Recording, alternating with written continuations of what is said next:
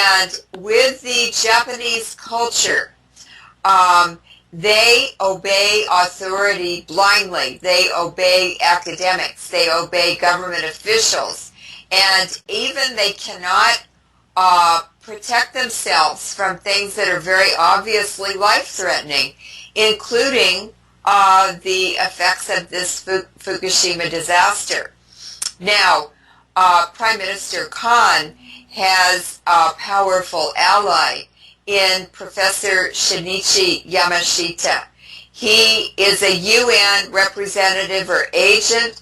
He worked at the WHO, the World Health Organization, in Europe, and he is a professor at Nagasaki University, which seems to be part of the these academic whores who are going on television constantly from the University of Nagasaki and the University of Tokyo to assure the public that everything is safe and they can go on with their lives normally and the radiation is actually good for you and all kinds of baloney like that.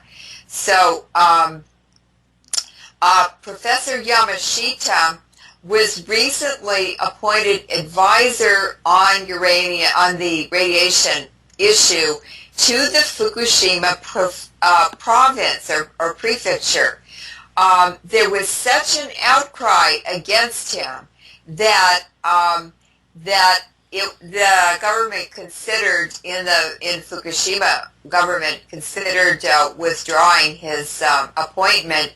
But then he was appointed by the national government to be vice president of Fukushima University to oversee a $1.26 billion Japanese government study of Fukushima residents over the next 30 years. So the government is unwilling to evacuate 350,000 children in that radiation zone that's higher than Chernobyl, and they are willing to fund a $1.25 billion project to study these radiation guinea pigs over the next 30 years.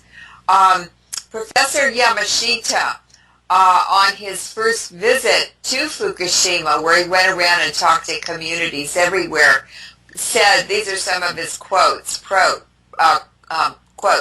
"The effects of radiation do not come to people that are happy and laughing. They come to people that are weak-spirited, that brood and fret." He also went to the mothers, pregnant mothers even, and told them that exposure to 100 millisieverts will not have any health effect on them or the baby. Remember the number 100. Compared to that, the Soviet Union required a mandatory evacuation during Chernobyl at 5 millisieverts. This is 20 times higher.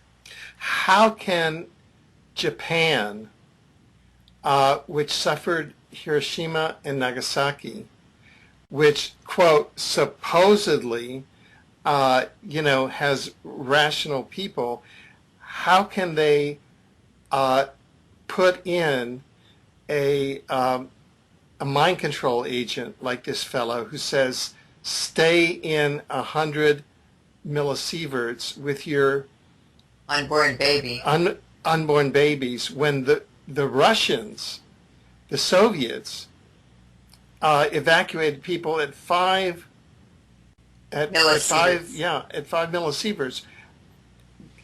Bring us inside. What is going on here? Is this like Japan is ruled by Rockefeller and the British Crown? Is that basically what's going on? Well, basically, yes, because when World War II ended, MacArthur and the U.S. military took over along with Colonel Lonsdale, who was a CIA agent, or OSS. And what they did was the Japanese railroad unions and the student movements and the Japanese population were so excited that they thought they were getting a democracy, that America was bringing a democracy to them, and they would finally be out from under the tyrannical rule of the Japanese imperial family, which has ruled Japan for 5,000 years continuously. And what happened instead is that the money that was looted from 12 Southeast Asian countries and China, and that's 5,000 years of accumulated wealth from international trade between it within that region. That's a huge amount of money. And it was so much gold, the London bankers didn't even know that much gold existed in the world. That was divided into two funds. And this is all described in the book Yamashita's Gold, or the Gold Warriors, Yamashita's Gold and how the U.S. got a hold of it. The U.S. got a lot of that loot, divided it into two funds. One fund was for setting up post-World War II Japan. And that money was used to set up the war criminals from World War II.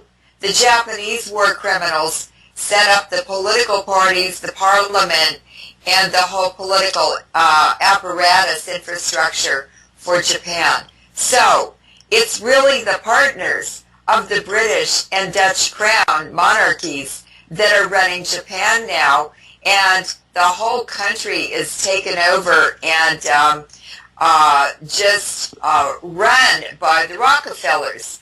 Sony, which we think is a Japanese corporation, actually stands for Standard Oil of New York, which is the Rockefellers.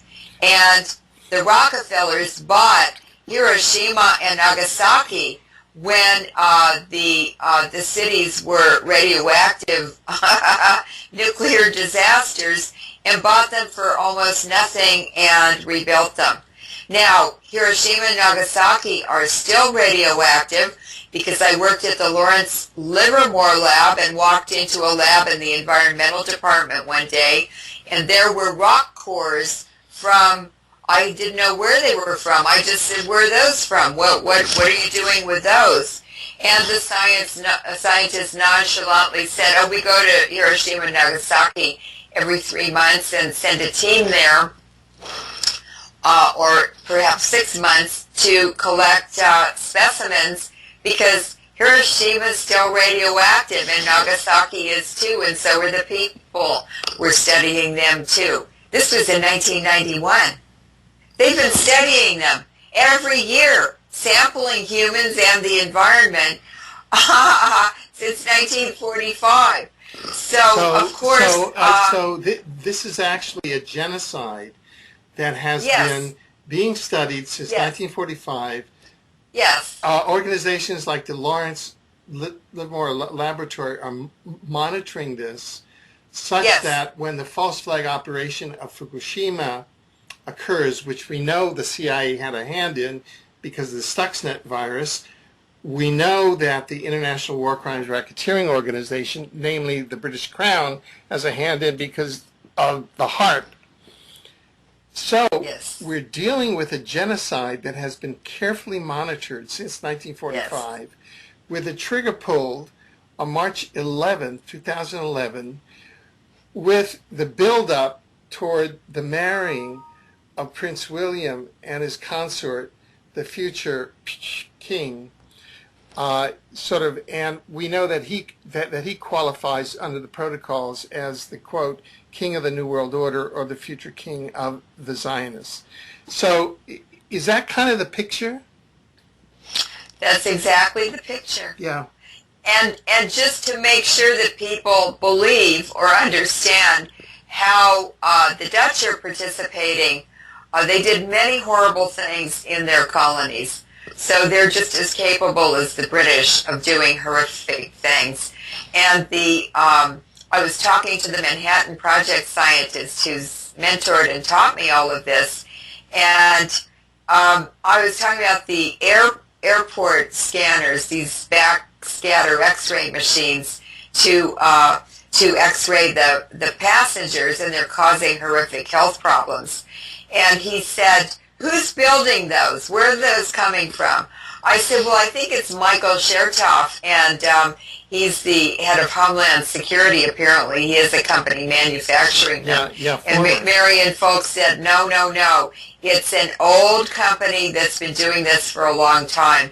So I looked on the internet while we were on the phone. He's 90, and up popped Philips Electronics in Arnhem, Holland. That's who is manufacturing the X-ray scanners at the airports, and this is also part of the depopulation. Now, and that's a company of the Dutch crown. Yes. Yeah, right. And, so and this is where the biggest depopulation is coming in that ties into 9/11, and these are plans that have been going on since World War II. And British Petroleum, the disaster in the Gulf and Hurricane Katrina, and the Haiti earthquake and the Sumatra earthquake and Fukushima is just another wrecking the environment demonstration. These are all demonstrations to them. Now, why did I include Professor Shinichi Yamashita in this report? It's because he epitomizes the government and government scholars who told them all along that radiation from Fukushima 1 nuke plant was at a totally safe level. And there was nothing to worry about. It was all in your head. Foreign news media are lying. Eat, drink, play, live as normal. It turned out to be anything but normal for Fukushima, for Japan, for North America, for the islands in the Central Pacific, and now for the entire Northern and Southern Hemisphere. It's not just nothing. Now, immediately after the accident, Yamashita was sent by the national government to major cities and towns in Fukushima to address the concerns of the citizens. He addressed them by saying radiation was nothing to worry about. It was all in their heads. Fukushima would be world famous, so they shouldn't miss this great opportunity. And the residents should stay put.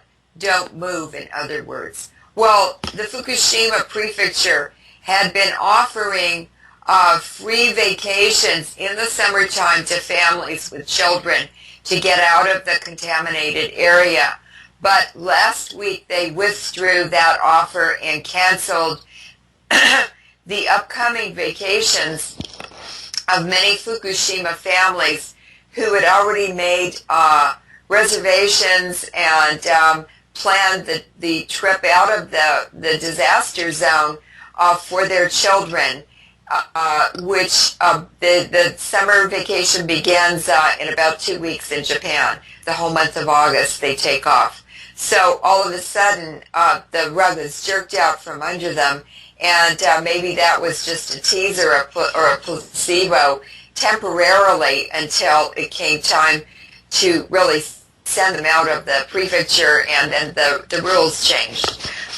Now, the third character that I wanted to cover is Wataru Mizumachi.